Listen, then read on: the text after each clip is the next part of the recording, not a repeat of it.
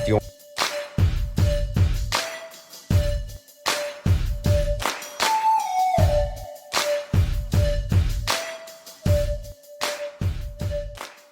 orange fib circle?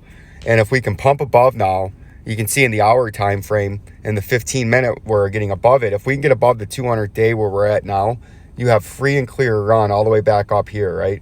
If you can get above that 200-day moving average in the short term, you can come all the way back up to 41,600 or this blue fib circle.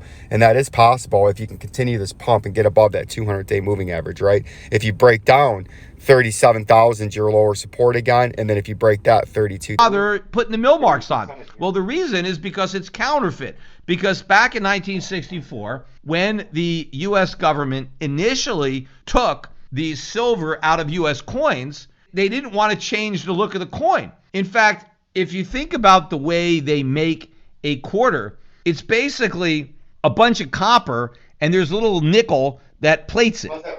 Why didn't they just make the whole thing out of copper? Well, then it would just look like a big penny. They wanted it to look like an old quarter. They had to make it silver. I mean, imagine if they made an honest dime. It would look just like a penny, but it would be smaller than a penny, which would make no sense because you would say, hey, this small piece of copper is worth more than this bigger piece of copper. I mean, the reason a dime was worth 10 times a penny was because the penny was copper and the dime was silver. And everybody knew that silver was more valuable than copper, so a little piece of silver was worth more than a bigger piece of copper. But if you gave somebody a little piece of copper and said it's worth more than this bigger piece of copper, Americans would have said, what do you think, I'm an idiot? I'm not that dumb. So what we did is we took the copper and we coated it in nickel and we fooled them. And so they were almost that dumb because they accepted this counterfeit version of a dime. They accepted copper-plated nickel in place of silver.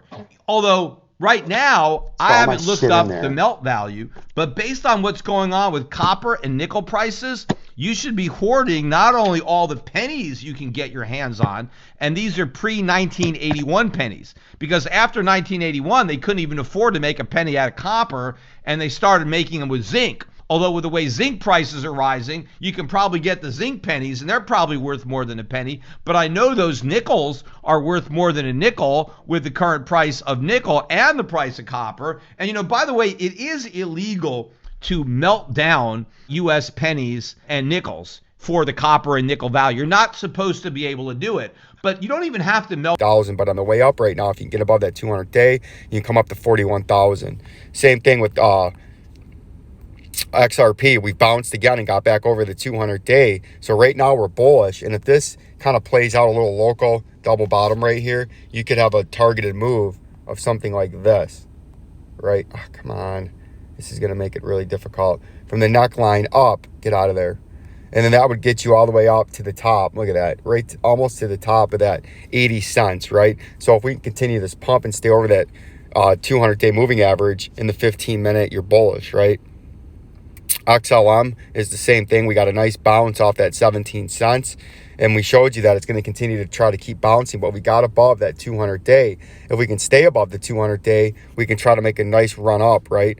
Because you have had a lot of heavy sell pressure. And if you continue to hold that 17 cents, you can try to run up to 22 cents, right? That's what we're looking at. Algo is the same thing as XLM. You can see it's almost identical pattern, right? So if you're playing one, you can play the other. They're doing the same thing. And algo, what you're trying to do is get over this 200-day to maybe make a run up here at 87 cents, right? That's what we've been watching out for the last few days.